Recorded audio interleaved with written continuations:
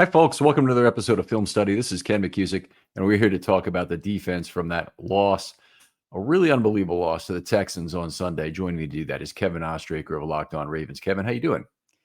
I personally am doing well. The Ravens, on the other hand, not so well. 44-10 to any team is a bad loss. Mentioned that it's to the Texans, and the fact that it was 44-10, but didn't even feel that close, I think, is kind of how I describe that one. Yeah, it felt every bit as bad as that score indicated. It was a game where the offense was putrid and the defense could not stop anybody. So it had all the looks. A defensive embarrassment. It's interesting because in 2012, the Ravens lost a big game to the Texans, who were one of the up and coming teams in the AFC at that point. They just lost a playoff game to the Ravens the previous year. And they lost to them 43-13, I think, at midseason. So it was a very similar game. It was in Houston, but a very similar game in terms of being awful and one-sided. Yeah, and look, I know that the Texans had a lot of motivation in this game, considering how the last handful of matchups have gone, and especially how it's gone in Baltimore for them. So, I mean, that was added You could certainly tell that they were motivated, and it just felt like for Baltimore, and this is a whole team thing, but especially defensively, especially with all the injuries, it just felt like once it started to slip, everything started to slip, and that includes just not only the play on the field, but it seemed like every TV cut, if you were watching the broadcast, was to an injured Raven or a dejected Raven, and that's kind of the vibes that it's been so far throughout the year.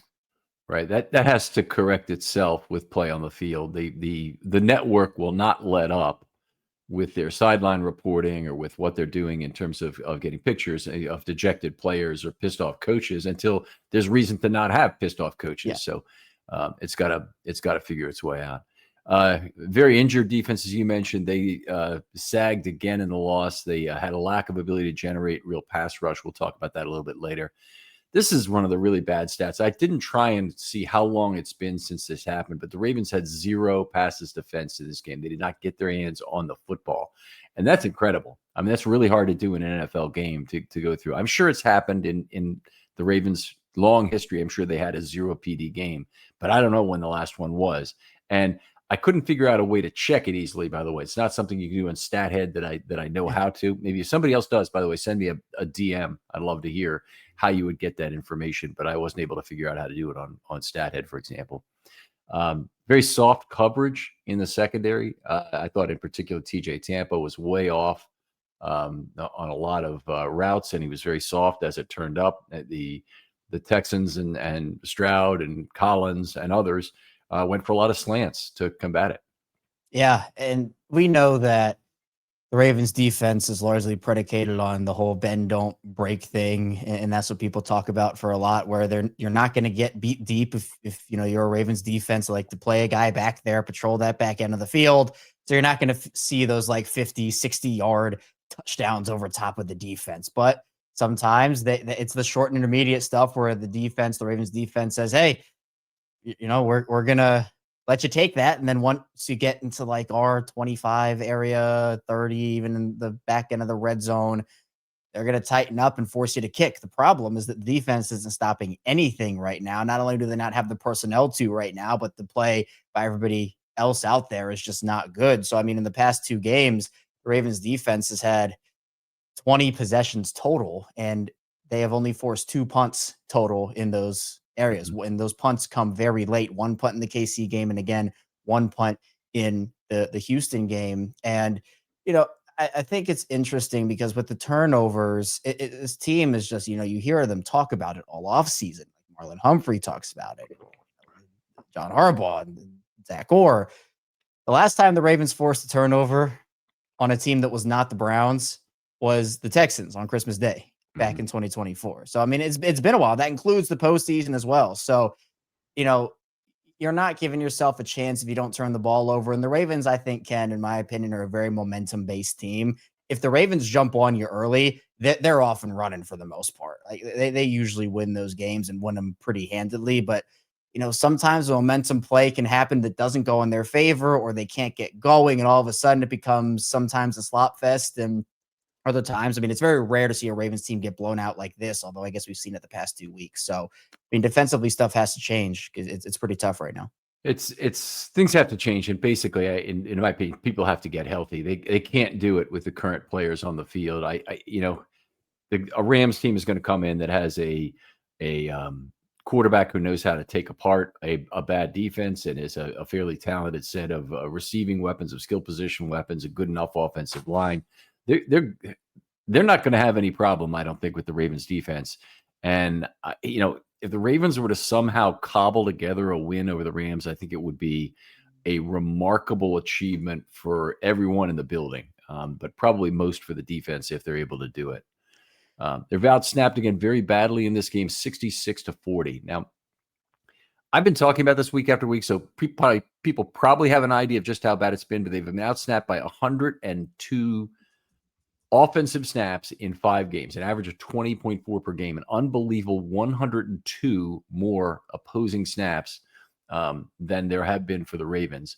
At the heart of that is 8 consecutive fourth down conversions for opponents. Now, there has to be some fear for your opponent to go for it on fourth down, but 4th and 2, 4th and 3, certainly 4th and 1 is no fear at all. And they're very opposing teams, and they played a couple teams in Kansas City and Detroit who really understand exactly when you're supposed to go on fourth down. And I think in terms of the Texans, you may just have a middle of the road team in terms of knowing what's going on, but they weren't afraid to do it when their time came. And it's extremely frustrating that they've been this impotent on fourth down. That's really been not the whole thing by any stretch, but if you had to find out maybe what the biggest individual significant element was, it might be that fourth down conversion rate in there that's contributed to a lot of it. Yeah, and I mean, talk about momentum plays. I mean, those are ultimate momentum plays, and we saw that multiple times against Kansas City. Even when the Ravens were still in that game, Kansas City went for a couple of those fourth downs, and they converted on them. I think the Lions game probably is the one that you can most relate to because that's the game the Ravens were in for the longest, where we saw multiple times, whether it was Jahmyr Gibbs to the outside and, he walks in, or another play like that. The Ravens have had opportunities. They just have not taken advantage of them. And I think for the Houston game in particular, coming into this game, the Texans were the second worst third down offense and the second worst red zone offense in the league in terms of percentage and conversion rates. And the Ravens allowed them to go 4 or 5 in the red zone and 7 to 12 on third down. So this isn't like the Bills offense you were playing or the Lions offense you were playing. It just feels like, especially the past 2 weeks, I mean, if you're a struggling offense, you can't get things going. I mean, come on down to Baltimore, and that Ravens defense will get you right, which is such a far way away from what we've known this organization to be over the course of their franchise history, which is obviously defense, defense, defense. Right. I mean, it's a death of 1,000 paper cuts against Stroud, and this defense is for sure the worst I've seen it since '96. It might be worse than the '96 team. The '96 team had a really good offense, by the way. They had Vinny Testaverde at quarterback, who had one of his best seasons. He was a Pro Bowler that year. They could run a really effective no-huddle offense, but they couldn't afford to do it because the defense couldn't stand up to the pressure of having a quick strike offense that would keep them on the field for more time. It couldn't do it. That also is one of the few teams in NFL history, and the '81 Colts, unfortunately, were another, that were forced to shift from a 4-3 to a 3-4 in season because of injuries. And that obviously it almost never happens. You get new personnel to fill your spots and whatnot, but the injuries on the 1996 defensive line for the Ravens were ridiculous. So not terribly dissimilar. Like that defense didn't have a lot of star talent. They'd have Eric Turner, and they had Ray Lewis, of course, as a rookie and whatnot. They had Rob Burnett, who had been an effective player over several years already in Cleveland at that point. But it wasn't a star-laden defense like this is. This defense swaggered into this season thinking they were the best defense in the NFL, and everybody got hurt all at once. And very quickly, we found out that's not the case. Yeah, I mean, and again, from an on-paper perspective, if you're the Ravens this season, I mean, there were a couple spots you could have looked at, who was playing opposite Roquan, or did they have enough experience at pass rush? There were some things that we were talking about in terms of what could be the downfall of the unit if there was one. And with the injuries, I mean, 100%. Like, you don't have, and we've seen what this defense looks like without Kyle Hamilton. We even saw the stats when Namdi went out. But the problem, I think, has been that even when everybody was healthy, the defense wasn't really playing all that great. And again, the Cleveland offense, in my opinion, like it was a better game from them, but it's not the level of the Bills or the Lions or the Chiefs. And again, like you play who's in front of you, and that early stretch was really tough. But now you're putting yourself in a situation where, like, yeah, without having essentially like your top four defenders almost out there alongside a lot of others as well, your D line depth has been banged up, and it's in the secondary. You've been wondering what's going on with Jair Alexander, and now he's back, and Nate Wiggins has been in and out of games a couple of times. It's like you have all those injuries, but we saw the 49ers walk down the Rams in crunch time and beat them. So it's like every team deals with them. They add context to it. But, it's like you can have like a ton of depth and like the roster is there and everything. But again, like if injuries happen the way that they have so far, I'm not saying that's like, the excuse of all excuses, but it does certainly add context to what's going on. Yeah. Um, I've grown extremely tired of this being blamed exclusively on the coaches. I'll just say that is complete fucking bull. It's complete bull. Is there some component that the coaches haven't done the most that they could have with what they had? Probably. Have they made a couple of bad decisions? Probably. Do I really think it's at the heart of what's going on? No. The problem is the talent on the field. The problem with the talent on the field is not nearly as good as those other guys who are really trying to win as well. And it's frustrating to hear explanations of that from coaches who clearly don't want to step on players and treat them as with kid gloves and walk on eggshells and whatnot about not wanting to tell them they're the problem right now. But right now, I mean, the real problem is the Ravens do not have enough talent on the defensive side of the ball that they can actually field at one time to make a difference. They really cannot stop. And a lot of times you can have one or two players which sink a pretty talented defense. They've got holes all over that, starting with a defensive line that really isn't healthy. I don't really believe Travis Jones is healthy. Nnamdi Madubuike obviously out for the year. That those two are the pass rush battery for the Ravens. The Ravens pass rush will only go as far as those two take them. And Nnamdi's gone now, and there is absolutely no one to replace him in there. Aeneas Peebles will try, and he'll be on for a few, 3-tech plays on obvious passing situations, but his scope is extremely limited in terms of what he can do. I did like what they did in this game a little bit, that they were trying to play Travis Jones as a 3-tech on some passing downs, which I really did like. But other than that, I mean, the Ravens are, their outside linebacker core is okay. Their inside linebackers are completely screwed with their current situation. Their situation at corner is a disaster, and now their situation at safety is terrible too, with Hamilton being out. Yeah, I mean, it's definitely a double-edged sword where, like, some of the play calls, you're wondering, like, okay, why is this the way that it is? And then the players aren't executing on some of the good play calls, and all that gets blamed back. And, there are so many different things that go on. But essentially where they are now is you still have a very inexperienced defensive coordinator who has a year under his belt, but, still relative to other guys, still learning and inexperienced.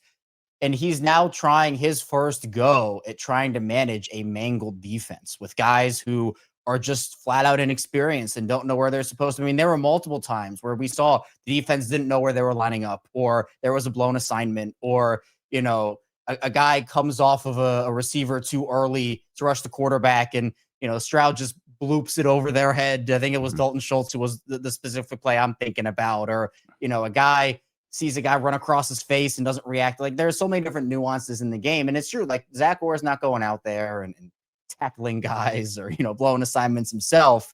But, it is what we're seeing in real time is all of your stars and all of your leaders essentially on defense are out. You're using the green dot on different players and trying to have rookies relay calls in their 5th ever game. And all of that is alongside an inexperienced defensive coordinator. And again, I think the argument for me is like, I think Zach Orr has a ton of potential as a defensive coordinator. I think that if he were to get fired, and whenever that may be, or if it ever happens, I'm sure he could go on and be successful somewhere else. It's just a matter of, do the Ravens have time to wait for Orr to kind of realize that potential, or are they going to say, hey, we need to get someone more experienced in? I mean, the thing is that Pagano's already in the building. And so I think that that's the one-to-one trade-off in my opinion. And so I don't know if like Pagano gets more responsibilities, but I do think that, and I'm never someone to blame everything on one person or one player or one coach. Like it's definitely not all Zach Gore's fault. There is a lot at play here. Let's stick a pin in that one for a moment. We'll come back to it, I'm sure, because of Yep. what I've got planned on the for the show here. But um, uh, or last year had a trial. The first 10 games this season were terrible, and the situation happened to be one that was correctable with the talent they had on the roster, very fortunately, to have Marcus Williams and A. Jackson play so poorly and be so not bought into the system. And he was able to decapitate and take those two out, get rid of Eddie Jackson. Marcus Williams hung around because of some contract things, or he would have been gone too during the season. And they put Hamilton and Ardarius Washington on the back end, and it all worked out fine. This team's a lot thinner at a lot more positions, has a lot more problems, and a lot more lack of experience. I don't know to what degree there's not veteran buy-in, because I don't think it really matters at this point. I don't know that that would be exposed yet in terms of, non-buy-in of veterans to some sort of system that Orr has put out there that they don't believe is the correct way to do it. There's so much general failure on this team. You better know how to do the fundamentals and do that. That's why I hope. I don't know if he's going to make it past the bye week. I think that is yet to be determined. Let's come back to it. But in terms of a lot could be happening. A lot could be riding on this Rams game for a number of players and coaches in the building. So we'll come back to that. Anyway, if you look on Odds Checker right now, the Ravens are still a 48% chance to win the AFC North by wagering market. Still the odds-on favorite of all the teams. I don't endorse that, by the way. I merely report it. And if you think it's not the Ravens, you can synthetically create that bet very easily. Send me a DM if you want to know how to do it. It's very simple to do. You basically bet an amount proportional for each of the other teams, and you can create that bet. If you want to take not the Ravens at that number, I can tell you exactly how to do it. But anyway, the team is paper thin across the board now. And one of the things that really bothers me about it is injury situations rarely get better. So I can't, they could exponentially improve with the return of 4 or 5 players you could name. The obvious ones being Stanley and Jackson and Roquan and Hamilton. I might not even put Humphrey in the top 5 they need to get back, but if you include, I wouldn't include a Awuzie. Maybe it is Humphrey. Okay, let's say it's those 5. Then you have you can exponentially improve from that, because you're taking some of the worst players off the field and replacing them with some players who've been among the best in the league. But that's just not the way injuries typically work. Typically, your injury situation degrades continuously, unevenly, but continuously over the course of a season, and will typically get worse from where the Ravens are now, not better. As bad as now is, it can be worse. And we've seen it happen before in the 4 previous seasons that have been completely lost to injuries. 2005, 2007, the secondary of dying men. 2015, with all the incredible run of injuries the Ravens had there, including Suggs and Flacco. And then again in 2021 with the 8-3 start, and then 6 straight losses to close the season with just an unbelievable set of injuries, starting with Lamar. So it is possible to get worse.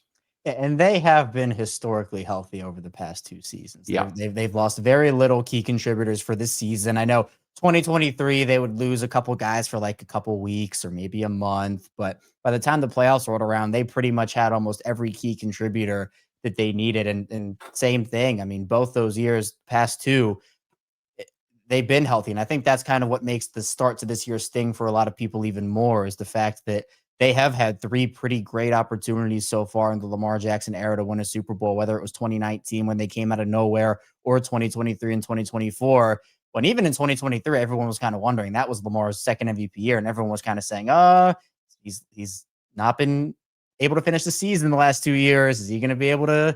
That was like, is Lamar injury prone or not? And he kind of blew that out of the water. But still, what I'm saying is that for the injuries that happen this way, teams deal with this all the time. And obviously the Ravens have dealt with it a lot, as you mentioned, over the course of their franchise history. So it is nothing new.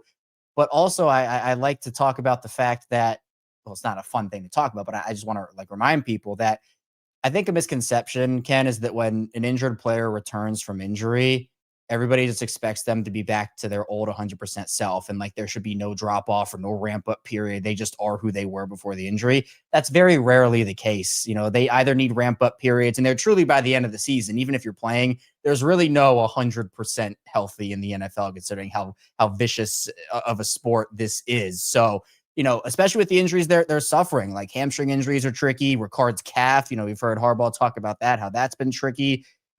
Everything, these ligament or soft tissue or whatever it may be, those injuries can be a lot more complicated. And that's kind of what we're seeing a lot of these players suffer right now. So hopefully they're able to all get back. But I mean, even we're seeing it with Likely in his foot, like he's needed time to ramp up. You're muted. Agree with you completely on the point about the not back 100% right away. So Travis Jones, perfect example from last year, a guy who didn't really ever seem to be back to 100%. Let's move on if we can. Just some more general thoughts about the defense. Yeah. There's not a lot that is really worth discussing this game, but we're going to do it anyway in terms of the players who are out there.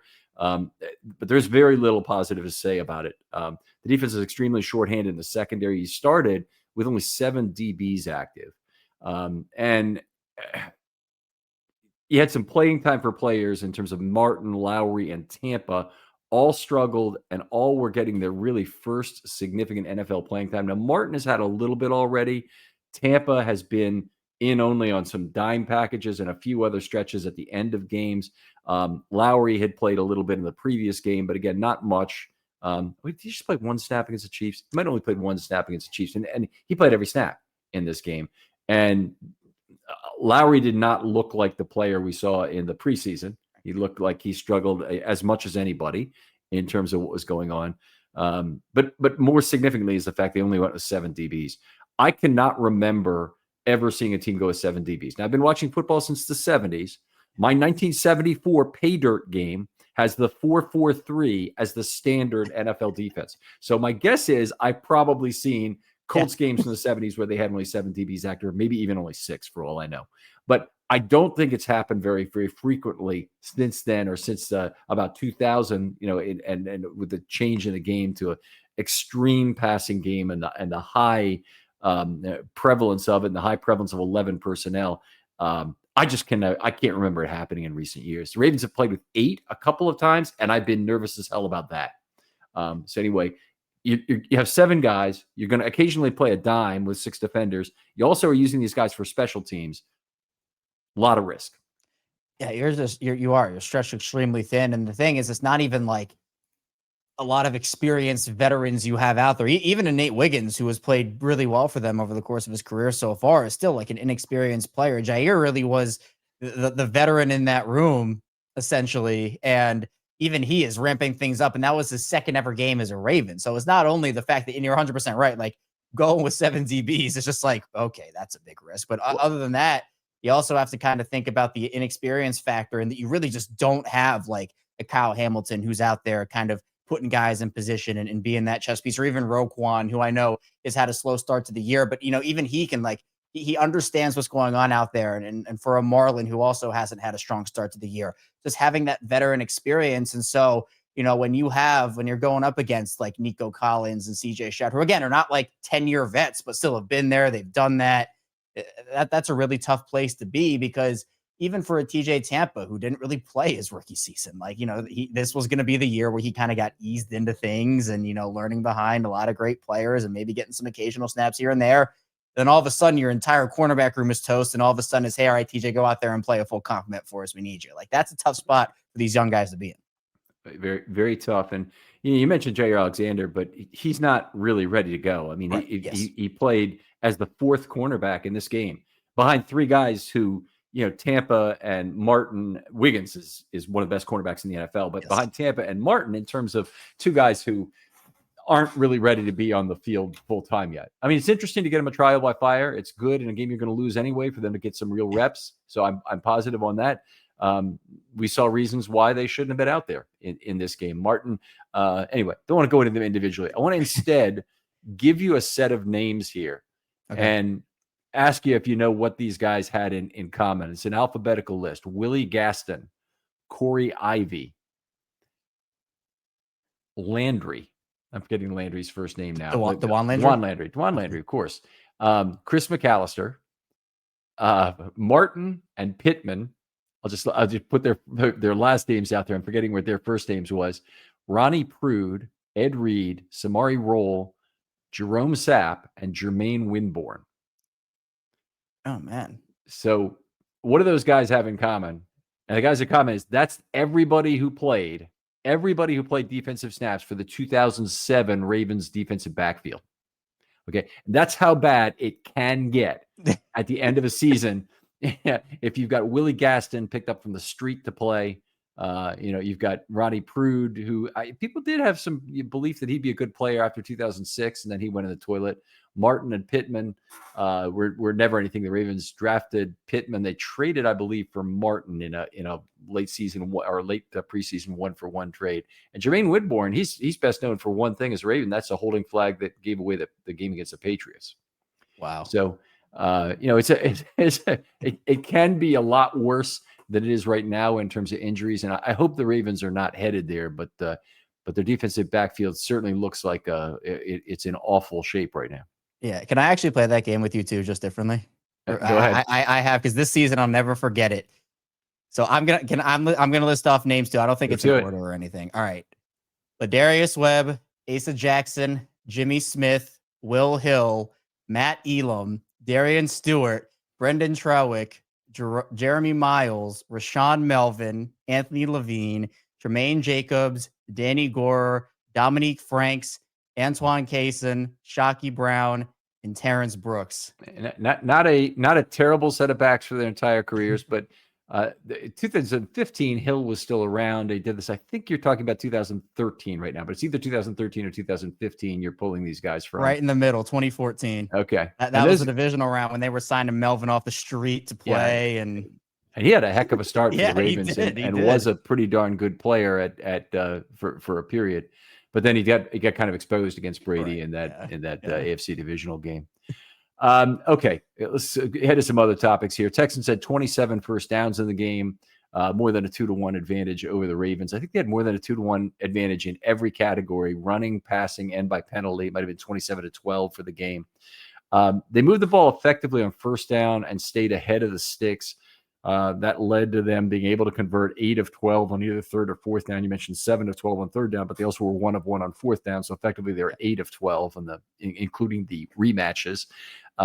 They ran the ball more effectively than the 5.1 yards per carry would tell you. And there are two big differentiations on that. The first is that they were running out the clock for a portion of the fourth quarter. Second is that they had 2 kneels in there. And once you factor them out, you're up into the high fives in terms of yards per carry. They were very effective running it. I think the way they drained the last 6:07 of the clock, admittedly, the Ravens were perfectly happy to get the hell out of that stadium, but they ran off the last 6:07 of the clock in just 10 plays, which is incredible. That's an incredible pace to do it. Yeah. That got them past the 2-minute warning. So, there's very little to point at this in like a schematic way or a statistical standpoint that, boy, they really look good doing this one thing. And I have a couple more specifics I want to get into, but thoughts on that? Yeah, it was so crazy too to me, because even on like those fourth down plays, they would just hand it off to number 40. I think British Brooks, number 44. Yeah. It wasn't even just like, 4th and 1. Pick up like 1.5 yards, like really close. 6. They get like 6, 7, 8, 9, like just chunk plays there. And so, you take out CJ Stroud's one run, the one carry for 30 yards, and that number goes down a bit. But I do think, like you said, if you watch the game, you watch the tape, the film tells you something a little. I mean, even on like Nick Chubb's run, you just see guys either out of place, missing tackles. Seems like we're back in like the early 2020s with the missed tackles on this team, it feels like, and that's not a good feeling. I don't have the exact number in front of me with how many they missed in this game, but all in all, for what the Texans were, their offense again was very middling coming into this game. I think they were the 20th ranked rushing offense and the 18th ranked passing offense. Maybe that's flipped, but again, like right in the middle or just below the middle of the league in that. And the Ravens, again, made them look like they were one of the best offenses in the NFL. And they actually did. I mean, Woody Marks was like everybody's breakout pick for this week and all the Ravens defense. And after his game against Tennessee, they actually held him pretty in check Yep. relative to what I think people expected, but it was just like the end arounds and some of the other like misdirection plays that the Texans were giving them. And those were just go for like, okay, 1st and 10, like hand off to Nico Collins as he comes across, 2nd and 2. It's like those are just chunk plays all the way through. So the running backs themselves, I don't think were that effective. I think it was everybody else in the big moments that were making those plays. All right. I want to save what happens after the bye week for the end of this first segment of this, but let's talk packages for a little bit, because there was one really interesting package situation. And most of the people who want to talk scheme and things about Zach Orr that they're not doing right, they really don't have the information to tell you what Zach Orr is not doing correctly. And if you sit down, it doesn't bear up to any kind of scrutiny. But there was one very bad thing in this game that I need an explanation on. Let's put it that way.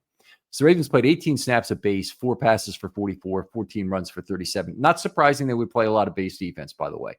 The Texans use a 6th offensive lineman a lot. They use a lot of 12 personnel, and those are the kind of situations where you typically want to respond with a base defense, 3 down linemen in those cases. They didn't have any big nickel, and I've left this on my list for discussion here because they've still not moved up Hamilton to play any big nickel this year so far. So I really want to see it. I really want to see the Ravens be able to go back to it. I think it's one of the things that could incrementally improve the defense, but they haven't been able to make that work. And obviously it wasn't playing in this game here. The rush nickel, where they have 1 defensive lineman and 3 outside linebackers. So that's kick a guy inside. You hear that term used. They used that 7 times. It Peebles on the defensive line on those snaps, 7.7 yards per play, 1 sack on those. The standard nickel they use 36 times, and that's what they've been leaning on pretty much the whole time. By the way, all of this is dependent upon what the offense shows you. So you have to go and pick your defense, the best matchup for your defense against the personnel that they put on the field for at any particular time. And oftentimes, if they put out 11 personnel, the best choice is going to be a standard nickel. They go up 6.3 yards per play on standard nickel. I'm going to get to the punchline here in just a moment. Jumbo nickel, they used for 2 snaps. Now that there was a particular use for this game that they used 1 of the 2 jumbo nickel snaps, but jumbo nickel is kind of like a change of pace. You put in a 3rd defensive lineman and you take out an inside linebacker while still keeping 5 defensive backs. So that's what jumbo nickel is as I define it. They used to use that a lot under Martindale, 4 to 6 times per game, a lot I'm calling. But they haven't done it too much this year. Part of the problem is that they don't really have great personnel to put a lot of defensive linemen on the field this year, period. But they do have the one thing they have a lot of is nose tackles right now on this team. The team has 3 active nose tackles every week now, it seems. So they could try this kind of jumbo nickel look, which basically means your safeties need to be able to run fit pretty effectively, and your defensive linemen need to hold the line of scrimmage fairly effectively. Okay, and then they play the 4-corner dime, 1 snap. Here's the oddity in the packages, and this is the one we really need to talk about for a minute. They used, I want to say on 14 different snaps, they used a 6th offensive lineman. So they used number 57, Blake Fisher out of Notre Dame. They used him as a tight end. He was an eligible receiver on these plays. He didn't go out on any patterns. He's just there used as a blocker on those plays. I could be wrong. He might have gone out once, but he's not used in that capacity. He's used as a pure blocker.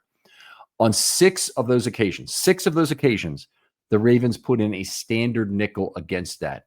That is something I do not recall seeing. So the other team puts in 6 offensive linemen.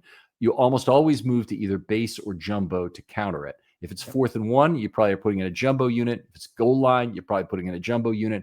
If it's any other place on the field, you're at least putting in a base unit to try and get as big as you can to defend against that 6th offensive lineman. So Orr did this 6 times, and they were fairly effective on those plays.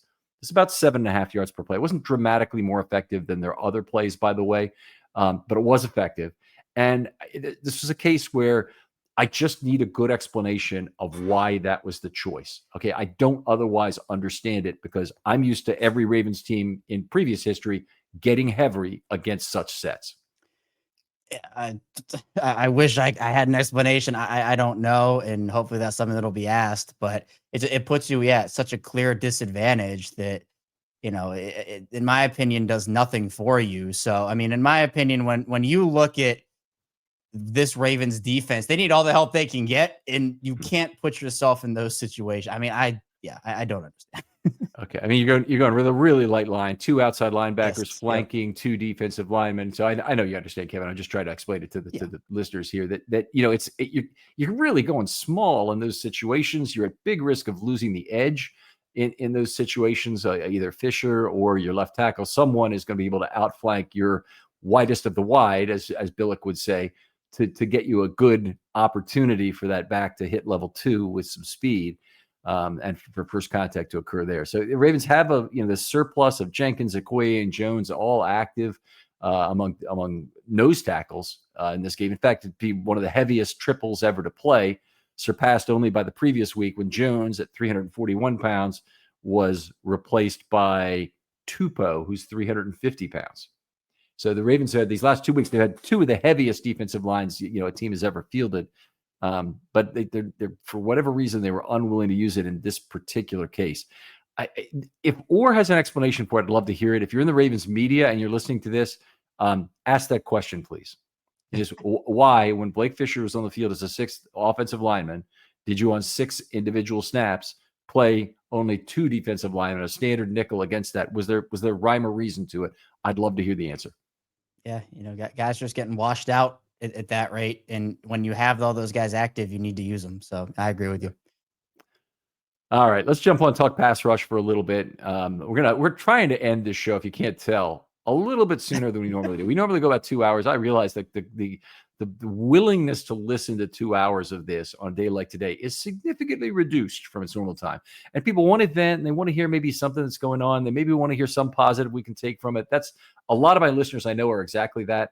I'm going to have a hard time providing that for you from a game like that. We will have a few things in the individual notes, I'm sure. But let's talk pass rush for a minute. This did not go well for the Ravens in this game. They gave, and I'll just use Stroud to represent both Stroud and Mills because I've combined their statistics in these numbers. They gave up ample time and space 14 times. That's 42% of the time that they had ample time and space. By the way, unbelievably, Cooper Rush in this game had 43% ample time and space. Unbelievable. On those 14 plays, the Texans gained 157 yards, 11.2 yards per play, 38 yards above standard. So basically, they just allowed Stroud to sit in the pocket, move around a little bit, make plays. They weren't right down on him on boot plays a couple of times in particular. That really bothered me. But generally speaking, the Ravens, they rushed some numbers in this game. We'll get to that. They were not effective at getting anywhere in the cone to disrupt Stroud. No, and that's the problem when, again, you don't have your guys, but, also I think you have to, if you're the Ravens, you have to get a lot more creative in terms of dialing up some of these looks because, it feels like we had this conversation for years about this team where they just can't generate pressure with 4. And then the problem is when they also try to send blitzes, like guys will come off on corner blitzes, whether Keon Martin, Nate Wiggins, they've tried it with a bunch of guys, and even that pressure doesn't really get home. I mean, their 2 sacks, obviously, was one Calvin. No, that was just he was just a free runner to the quarterback. Yeah. And then, the other one was Robinson missing on Stroud, cutting to the outside with Simpson. Yeah. So I think that even with that context, I mean, it just hasn't been good. The Ravens have been in the bottom of the league in pressure rate all year. The blitz rate has not been there as well. I just think when you're as depleted as you are, you have to get creative. And, any quarterback who is an NFL quarterback will go there. And if you can't get to that cone, like you said, anybody's going to pick you apart. It doesn't matter who's out there. Yeah, I mean, I agree. Apparently, that's not true of Cooper Rush, but normally, yeah, right. Anybody else not named Cooper Rush with ball out quick, the Ravens allowed 10 of those plays, about 30% of the total, 55 yards, 5.5 yards per play. Not much difference from what my expectation would be, about 5 yards below it. With pressure, they had 9 plays with pressure, not a good number, 27%, 38 net yards. That's also not a good number because it's about 6 yards above expectation. But the real problem was the number of ample time and space opportunities and how good the Texans were in those situations. Overall, they were about 39 yards better than their opportunity set would have projected them for, which is more than 1 yard per play. And that might not seem like a lot. That's a lot. more than a yard better per play than the opportunity set would dictate. I'll go on a little bit. Orr used 14 rushes of 5+. Now, Orr was not an idiot. He looked at it and he said, we've got to do some other things to generate pressure. And they used their highest rate of 5+ man rushes the whole season, 42%. Detroit, they had 36%. The other games have been lower than that. So the pass rush by numbers results, though, were not particularly good. The Texans got the ball out. With 5+, they had 14 plays for 118 yards. They gained 8.4 yards per play. I wouldn't say Stroud was like adept at beating the blitz as much as the secondary really couldn't do its part in holding up to that. Some of that was TJ Tampa playing kind of soft, other inexperienced players getting a little bit beat. But they weren't up to the task of holding up for an extra half second to allow a 5-man rush that time to get home. Yeah, I think that with this team, and honestly, the whole NFL, like the pass rush and the secondary, they're so married to one another in so many different ways. And so when you're when you as a secondary can't cover, I mean, that ball's getting out quick, even if it is on a slant, and kind of to counteract some of the blitzing that happens. And you're right, Zach Orr understood. You got to do stuff to get creative when you're not having the right personnel out there, or just flat out missing guys like a Hamilton and Matabike and everybody, or two, when guys aren't performing up to their standard. And the problem is that if that pressure does not get home, which, obviously, they've had some issues with that this season, the ball is just going to get out quickly to the short stuff. And again, like, we haven't seen a bunch of those like deep shots over the top, because that's not what the Ravens do. But when they're playing, there's such a soft cushion there. It will just be, hey, we're just going to run a quick slant or a quick out and pick up 6, 7, 8 yards every play. And so when that is the game plan, the pass rush doesn't even have time to get home because corners aren't in their spots, or they're playing so off, or the coverages aren't there. So, the pass rush itself, I think people look at it and they say, oh, well, it's only on the outside linebackers or only on the defensive linemen. But that whole defense has something to do with it. Yeah, lots of slants and lots of hooks. And you're absolutely right that those things go together like pitching and defense, that they're very hard to separate in terms of their effect on each other. Contrary to numbers, which didn't really work for Orr, the deceptive elements he used were very successful when he used them, but he used them very sparingly. So let's talk about this a little bit. They used 4 off-ball blitzes. That's extraordinarily low, 0.12 per play, resulting in a pass or sack. All of those were singles. They had 26 net yards on those plays, but maybe more importantly, there were 3 pressures, including a sack -9 and 1 ball out quick. That's the result you want on a pass play, is to force the quarterback to get rid of that ball. And 4 for 26 with an S-9 included, that's good variance of result that the defense should seek. That's can help you get off the field on the drive if that S-9 really pays off for you. I don't actually remember if it did or not. I don't think so, because I think it was in the long stretch of times where they scored every drive, but it might have. The stunts, they had 3, including 1 double in this game. So it's only 2 plays. One of them was an ATS. The other was a quarterback hit by Tavius Robinson. So 6.0 yards per play. Nothing terrible about that. Hitting the quarterback once out of 2 plays like that is good. But here's what that should tell you. When a stunt number is that low, I know we've seen 2 and 3, I believe, the last 2 weeks. What that means is that Orr is telling his players, you cannot call any on-field stunts. And he's doing it because he wants to maintain rush lane integrity, or he wants something else to be structured about the pass rush. Oftentimes, it can be because they're trying to set up an individual blitz. They'll call off any stunts for that play. If a blitz is called, you don't talk to the guy next to you and set up a stunt. Otherwise, the general rule of play is that on field, you're empowered to call stunts with the guy next to you when you see an opportunity for it, unless the coach tells you don't do it. And so this is a case where it was, there was some effectiveness from this deception, and the Ravens didn't make it pay off. I did not go back and look at Christmas Day last year and see how much deception Orr used in that game versus Stroud, but Stroud was under siege in that game. Right. And I know, again, it is just different personnel, different people out there, and guys who are trying to learn their way. So, I mean, it's interesting because there is like they need to go very deep into this playbook or come up with new ways to have the deception or different stunts and whatnot, because those are the things that I think will keep the offense on their toes, if anything. I mean, again, they're not getting home with general four-man pressures or very generic stuff. So it's going to be a matter of, can they scheme up enough pressure to be able to get to the quarterback and at least just make them uncomfortable in the pocket, not just having them sit back there for 60 minutes and fire strikes to whoever they want to. So I think that that's something I'm going to hopefully be looking out for in that Rams game, to see how they, and again, against the very experienced quarterback like you talked about in Stafford, who has seen a lot during his career. So that, it's going to be, I think, less that surprises him than whether it be a Stroud or a younger, inexperienced quarterback. But at this point, I think you got to get deceptive with the deception in order to really move forward here. I thought I had the right game up, but I don't have it from last year against the Texans. I'll have to look it up on the website. But if you do, we can take a look at it, folks. I'd appreciate that. You'll do that for me. They had 2 simulated pressures in the game. They're very effective at those. 3 yards per play. Both of them included, by the way, Robinson and Peebles dropping to zone there. So this was more like show a complete 7-man front. In terms of the rush, they dropped 2 guys out of the middle, very much like what Miami did to the Ravens 4 years ago in that horrible game we all kind of remember, with the 40 cover 0 looks they showed at the line of scrimmage. They did it twice effectively in this game, and they didn't go to that well very often. And anyway, they got pressures, 2 pressures from Robinson, a quarterback hitting a pressure. They got Van Noy, had a sack -8 in a pressure.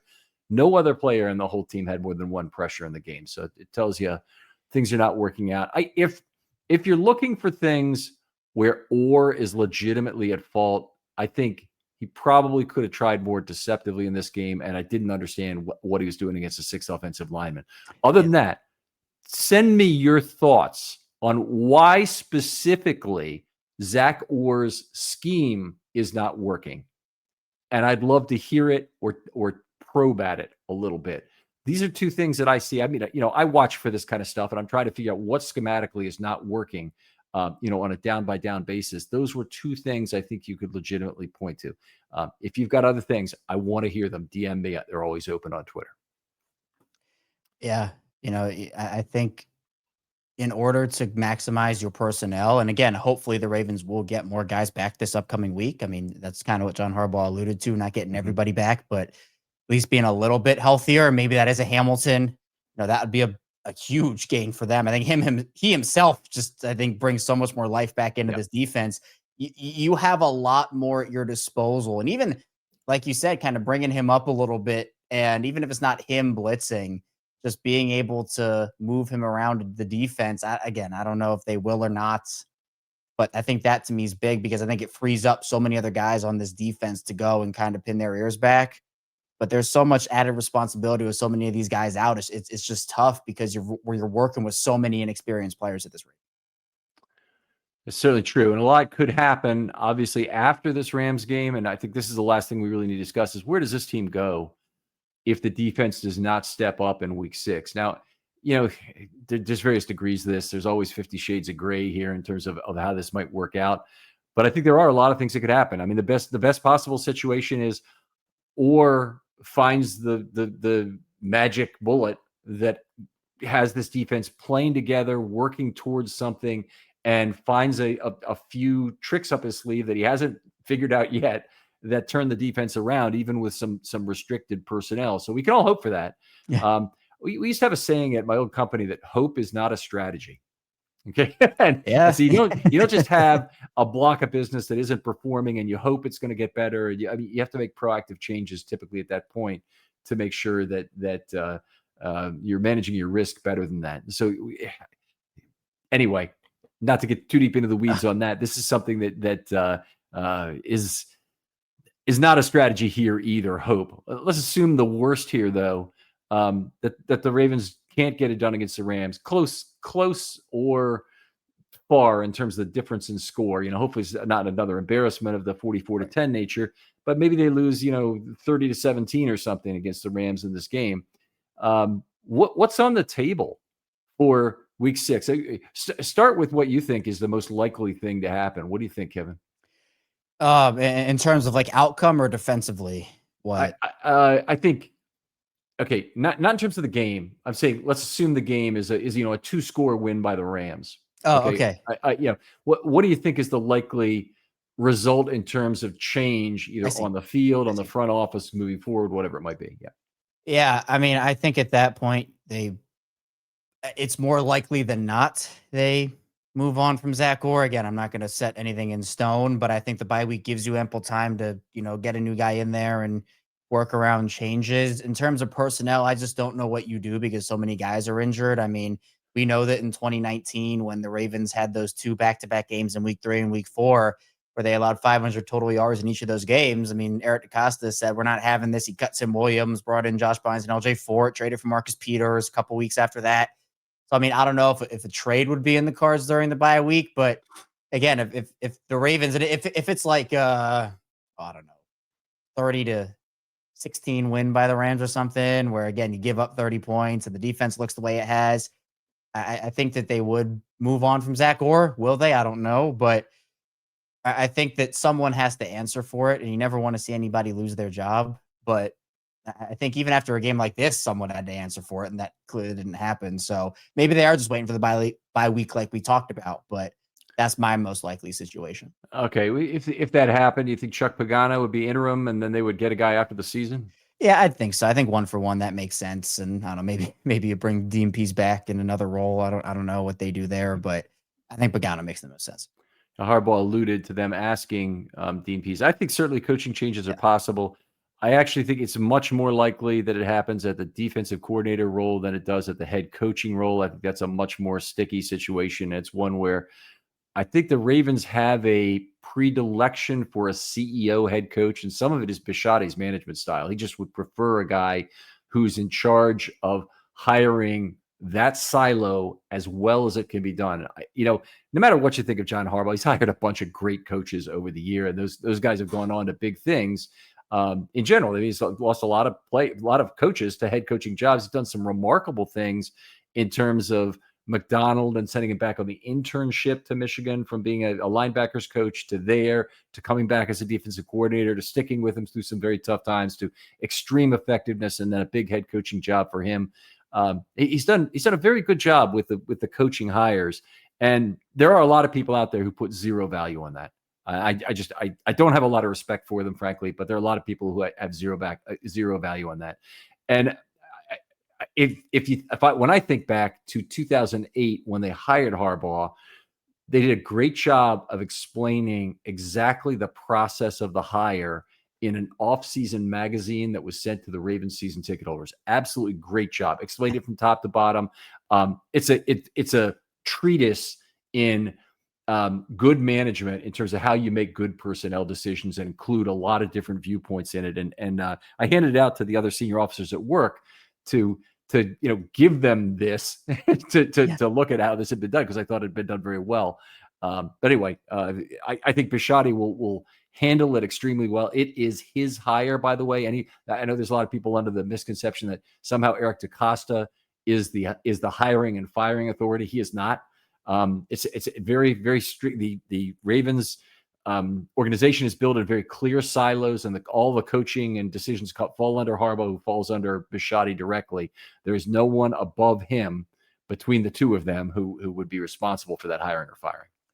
Right. Yeah. And again, it's a big process, and any coaching change is a big one. So it's something that the Ravens, they've gone through it over the years, but like it's still always a shock when something like that happens, whether it's written on the wall or written in the stars or not. So,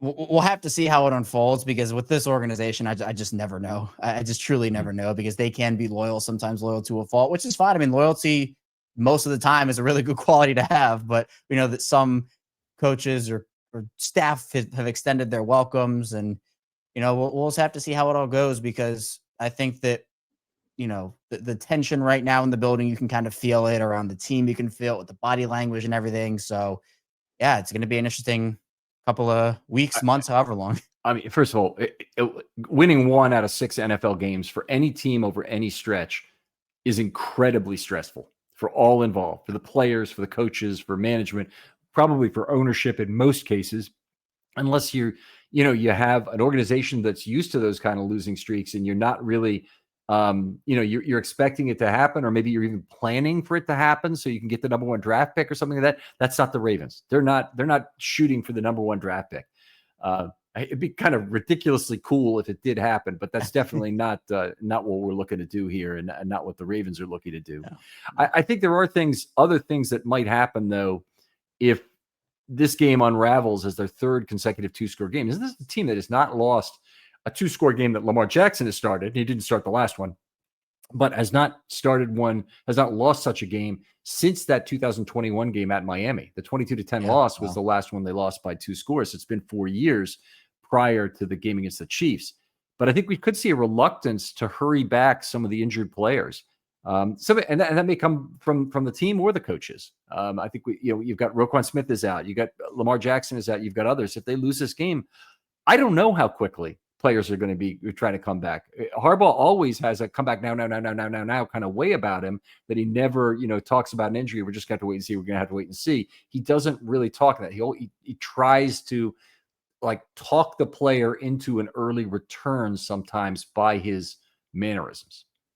Right. And we see that a lot. And I just, when you look at injuries and, the Perriman thing or the Lamar thing, even like him talking about Ricard, it's just kind of like, well, if we would have known, we would have put him on IR. And now, you're entering a situation where, that roster spot would have been pretty helpful when it comes to maybe even activating another member of the secondary for last week or whatnot. So you can tell that, and I get it, being asked questions can be tiring, but it's his job to answer them. And he has to go out there, and he's gotten testy at times this year and snappy with reporters who ask him stuff, and he has to answer the questions. I mean, that's his responsibility, and everyone's trying to learn about what's going on. And again, the injury situations, Ricard has been really ominous. And you mentioned the Lamar situation and all of that.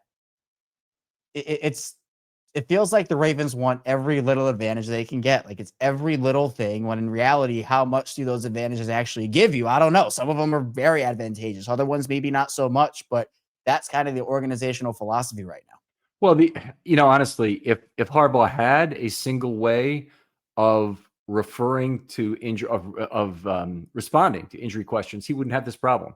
So if he basically took the Belichick approach and basically said, look, our only comment on injuries is going to be no comment. That's our only comment the entire season. If you ask me an injury question, that's the response I have to give you, Jerry Coleman, or whoever else is going to ask that question, despite the fact that they don't know what the rule is, or they know what the rule is, rather.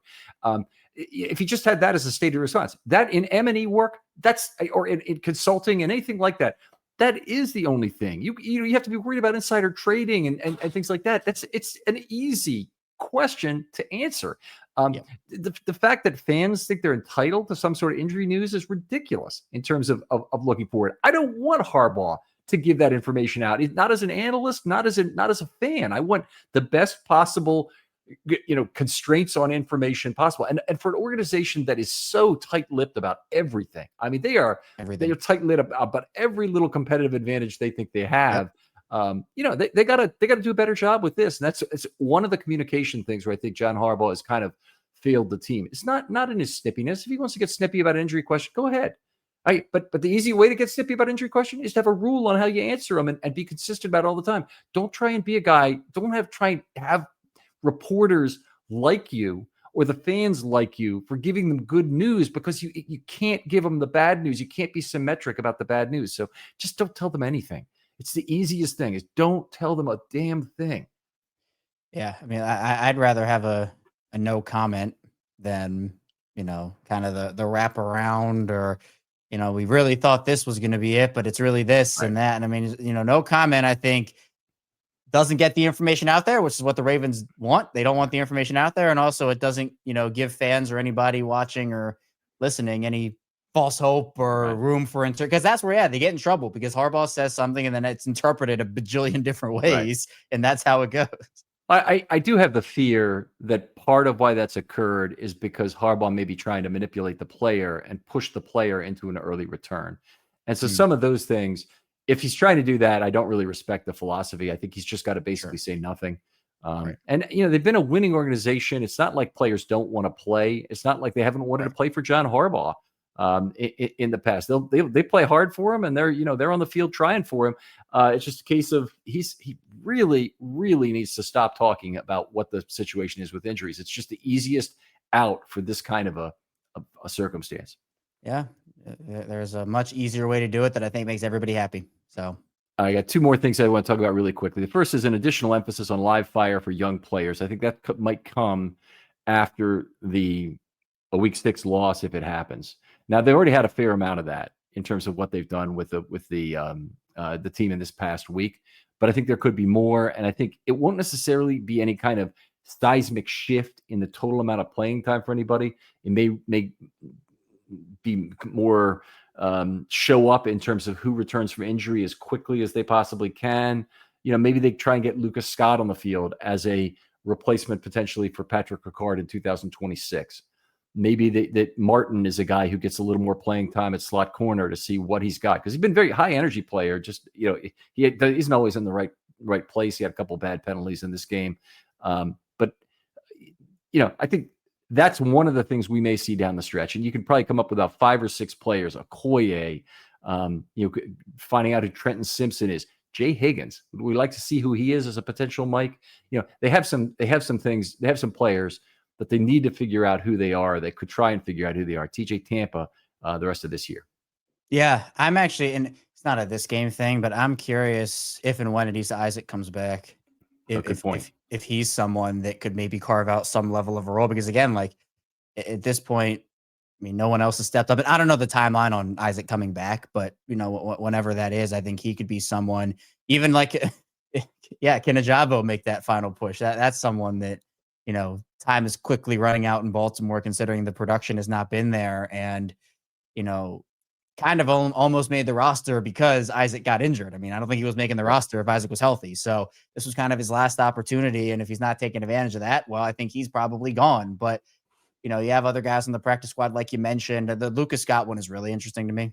Yeah. I just feel like they're missing that Ricard role on offense. And, Zaire's come in and, he's done his best. But I think for what the Ravens are on offense, Ricard is a really big part of that. And I think Scott is really intriguing. Yeah. He's one of a number of players, and they're not all going to have huge roles, but you get to see what you have for 2026. Corey Bullock is a guy you probably want to see some snaps from, because you Yeah, may be without Tyler Linderbaum next year, and you may want to really see what he can do at some point. that's a really All good right. one.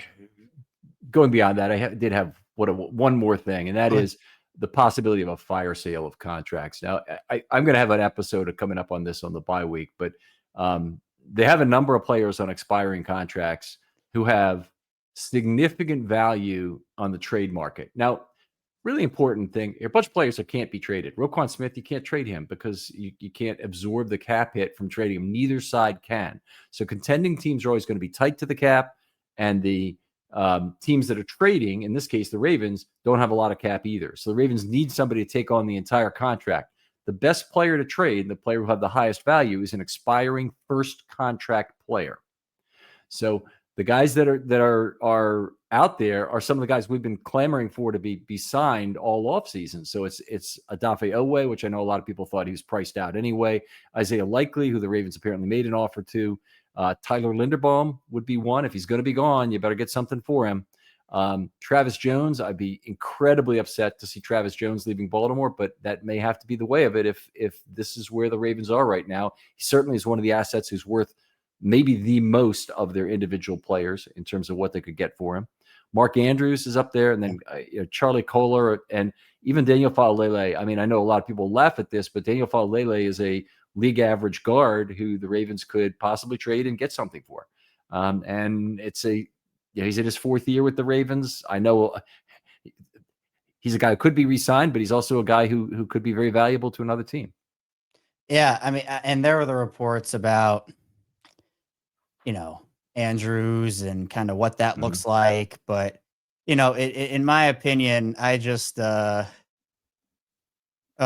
don't know. I think for me, I don't know. Andrews, in my opinion, could be the one. I just don't think that, like, is Linderbaum, what could he command back in a trade on for like a rental, like a heck of a lot. But It would be a pretty good amount. But the thing I would take, I'll tell you what I'd take, and I'll maybe I'll give you a minute to think about it in terms of what you'd take for Linderbaum. But I'll tell you what I'd take for starters. I wouldn't need a 2026 pick for Linderbaum necessarily. I'd trade him for a 2027 second round selection. So it's like a 2026 third round selection, a lot of people would say. Now, think about what the Ravens would get for him in terms of leaving the team. The absolute best they could do if he left the team would be a third round selection in 27. So this is above that, and it has to be above that because Linderbaum is very cheap for the remainder of this year on this contract, and that has value. So in terms of the incremental marginal value you get, I would do it for that. I think either a third rounder next year or a second rounder in 27. How about you? yeah, I'm totally fine with that. I would maybe try to hold out for a second, but I think, again, if you're going to get a third, I agree with the value. Like, if that's what you're just going to get for him anyway, I think second is what you want to do. I'm totally fine with that. I mean, a first is probably steep, but No way. I mean, I'd love it, but I don't think that's happening. I think second is probably your sweet spot. I mean, they traded Orlando Brown before his fourth season and got a mid-second round pick for a player that the Chiefs were projecting in at left tackle at the time. That should act as an upper bound on what a team could hope, because the Ravens trading him to an arch rival in so doing was a really questionable move from a lot of standpoints. They had to do it to unwind that 2018 draft because it had been so good, but that was a tough trade for them to swallow in terms of who they were trading him to. Right. Yeah. So it does depend on circumstance and situation. I mean, and again, in the deadline, you would have, if you make it clear that you're moving on from these guys, whether it be Linderbaum or someone else, you could maybe get a bidding war going on, and you could take a deal like, hey, maybe the price is like late second, but then the team comes in and says, hey, we want them for the long term, but our pick is going to be 15 picks higher or in that wheelhouse than the team that you might trade them to. And the Ravens say, okay, like, hey, we're going to pit them against each other and see how that works. Yeah, you could do that. And you could certainly trade a first for a second kind of thing. So the Ravens would be giving back what this year might be a fairly high second round pick in exchange for a low first round pick to a contender. That kind of thing could happen. But it's not going to net a pure first round pick. You won't have anything like that happening. The equivalent should be, at a very, very positive level would be like a second round pick. I think in 27 would be what they'd be looking at. Yeah, I'd be fine with that. All right, Kevin, great talking football with you. We did go much longer than expected, but we get into some of these discussions and we get going for a while. Tell folks where they can find your work online and contact you if they want to. Yeah, you can find me over at Locked On Ravens. We're a 5-day-a-week plus more daily Ravens podcast. You can subscribe over in video form if you like to watch on YouTube, or if you're just an audio listener, you like to listen in audio form. We're available wherever you get your podcast, free and available over there. I do some writing over at the Ravens Wire, and you can find me on social media at Oestreicher34, Twitter, Instagram, the whole 9 yards. All right. Outstanding. Thanks for coming on, Kevin. Other folks out there, thanks for listening. An extended episode here when we didn't really intend for this to happen, but we appreciate the loyalty of the listeners here and the fact that the listens have been growing even in a season like this. Kevin, thanks again for coming on. I appreciate you, Ken. Thanks so much. I will talk to you next time on Film Study.